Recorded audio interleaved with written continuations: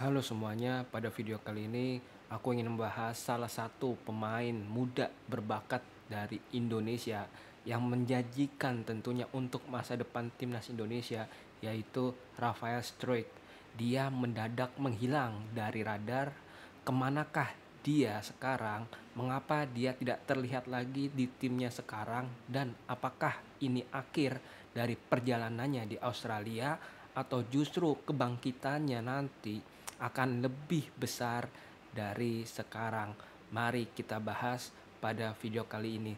Sebelum ini juga aku ingin membahas sedikit tentang sumber yang aku dapat, di mana sumber ini terjadi karena thumbnail ini. Thumbnail ini bilang bahwa Rafael Struijk akan bergabung ke Liga Indonesia ataupun Liga Super Malaysia karena dengan kurangnya menit bermain yang dia dapatkan di Australia. Tetapi sebelum ke arah sana, aku ingin menjelaskan dulu tentang profil singkat dari Rafael Struijk. Rafael Struijk yaitu penyerang 22 tahun dari Belanda, namun memilih Garuda sebagai nasionalitinya, dan juga ia sempat menjadi harapan untuk timnas Indonesia di era Sintayong. Dia mempunyai kecepatan, kelincahan, teknik individu, dan juga dia mempunyai gerakan-gerakan yang skillful di depan. Tapi sejak April 2025 dia tidak banyak menampakkan diri di lapangan. Dan di sini aku akan menjelaskan terkait kenapa dia tidak menampakkan diri di lapangan pada perjalanannya saat dia pindah dari Belanda ke Australia. Dia ke Brisbane Roar di akhir 2024. Rafael Struijk membuat suatu keputusan yang sangat berani, di mana dia meninggalkan ADO Den Haag di Liga Belanda di Eredivisie untuk bergabung, dan tujuannya yaitu untuk mendapatkan menit bermain, dan tentunya ini sangat bagus untuk karir dia ke depan dan juga mencari pengalaman-pengalaman.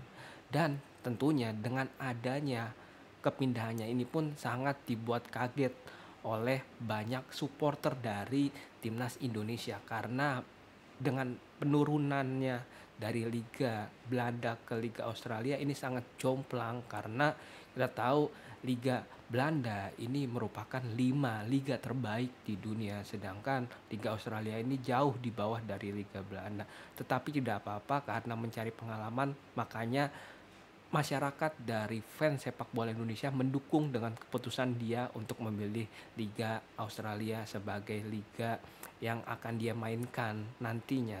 Dan tentunya hasilnya sekarang apa? Dia gagal bersinar di Australia Liga atau Liga Australia. Musim 2024-2025 tentunya hampir selesai, dan Rafael Struijk hanya mendapatkan 10 pertandingan atau 10 laga dengan total bermain sebanyak 239 menit. Dan kalau kalian lihat bahwa kebanyakan dari dia bermain di babak kedua, dan ini tentunya menjadi pukulan keras untuk Rafael Struijk karena dia ingin berpindah ke Australia dengan tujuan untuk menemukan menit bermain, tetapi ketika dia sudah pindah ke Australia dia malah tidak menemukan menit bermain yang dia inginkan. Oleh karena itu ini menjadi pukulan keras untuk dia.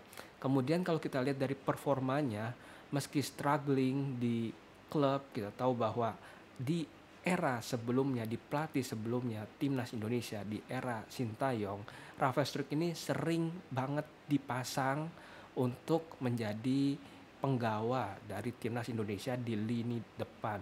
Dan tentunya dengan kepercayaan ini harusnya bisa dimaksimalkan oleh Rafael Struijk. Tapi di Piala AFF yang kalian tahu bahwa Struijk hanya bisa mencetak 1 gol, dan ini membuat Indonesia gagal melaju ke babak selanjutnya di Piala AFF 2024. Dari 1 gol itu dia bermain 4 pertandingan, dan menurutku dia sangat tidak efektif, tidak produktif, dan performa dia pun sudah kelihatan menurun di Piala AFF tersebut. Walaupun kita tahu bahwa dia bermainnya kurang baik karena masalah lapangan, masalah lain-lain karena Piala AFF atau apapun. Tetapi kita lihat kalau performa dia tuh sudah jelas banget berbeda dibandingkan performa dia di awal-awal saat dia masuk ke timnas Indonesia. Dan tentunya dengan performa dia yang sekarang menurun, apakah dia masih pantas bermain untuk timnas Indonesia? Kalau misalkan ditanya pantas, masih pantas untuk sebagai cadangan, tetapi untuk starting line up menurutku tidak pantas dia untuk bermain di starting line up dari timnas Indonesia. Kemudian tentang masa depan dari Rafael Struijk. Rafael Struijk akan habis kontrak di tahun 2025 pada bulan Juni, dan banyak rumor yang bermunculan dari Rafael Struijk ini akan berlabuh kemana, ataukah tetap di Australia, dan apakah ada tim-tim yang mau sama dia. Dan ini menurutku ya, spekulasi ini adalah salah satu spekulasi yang menurutku akan sangat bermanfaat bagi Rafael Struijk ke depannya, karena jika nantinya Rafael Struijk pindah dari Australia entah kemana, dari ke Liga Indonesia ataupun ke Liga Super Malaysia di Malaysia, tentu sangat bagus. Karena apa? Karena bisa meningkatkan menit permainan dia. Karena apa? Karena sebelumnya dia pasti akan merasa bahwa tuntutannya tinggi di timnas Indonesia. Tetapi kalau kita lihat bahwa tujuan dia awal ke Australia itu mencari menit bermain. Ketika nantinya dia sudah keluar dari Australia atau Brisbane Roar, dia harusnya bisa mencari tim yang benar-benar bisa untuk menerima dia untuk bermain sebanyak-banyak mungkin. Oleh karena itu, ini merupakan rekomendasi tim yang aku pengen Rafael Struijk mempertimbangkan untuk dia pindah. Yang pertama yaitu Persija Jakarta. Persija Jakarta dengan Brisbane Roar ini sama, kemitraannya sama, mitra Bakri Group.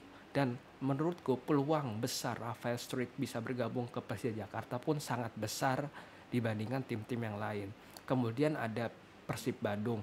Persib Bandung, kalau kita lihat bahwa pemain depan Persib Bandung atau lini gelandang Persib Bandung dan lini pertahanan dari Persib Bandung itu sudah bagus, tetapi ada salah satu pemain yang menurutku sekarang sudah agak menurun performanya, yaitu David da Silva.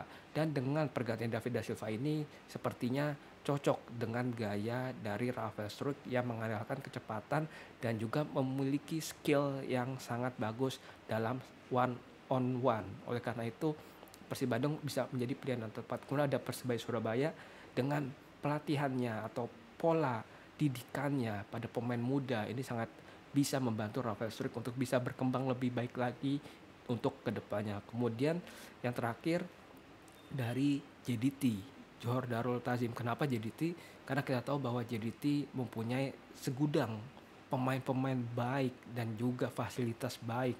Dengan dia adanya Rafael Struijk ini di JDT bisa menambah amunisi baru, bisa menambah juga popularitas baru untuk JDT.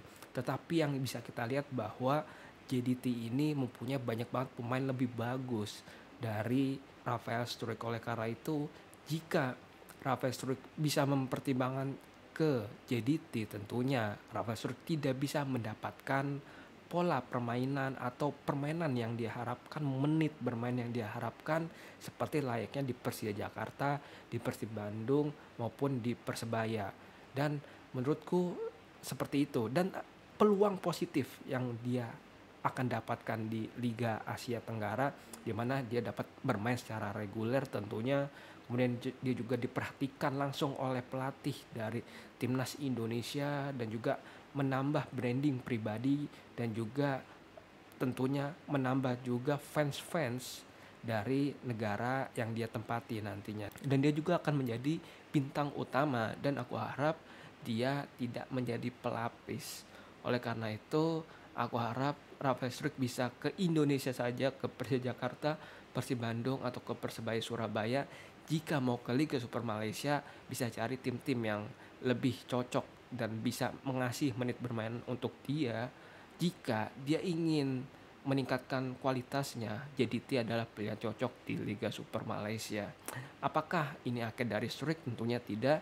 Pasti Rafael Struijk bisa bangkit lagi dari keterpurukannya Justru titik balik ini yang kita harapkan untuk bisa lebih mengenal Rafael Struijk.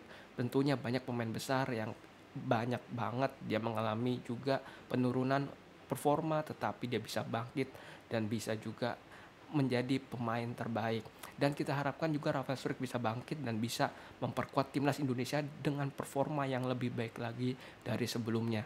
Jika kalian ada saran, pendapat, atau opini tentang Rafael Struijk pindah kemana ataupun Rafael Struijk harus menetap di Eropa, kalian bisa komen di kolom komentar. Dan juga jika kalian ada pendapat bahwa Rafael Struijk tidak cocok bermain lagi untuk timnas Indonesia karena performanya yang menurun, kalian juga bisa komen di kolom komentar. Jika kalian juga ada kritik untuk aku, kalian juga bisa komen di kolom komentar. Sekian pada video kali ini. I love you all, thank you, and bye bye.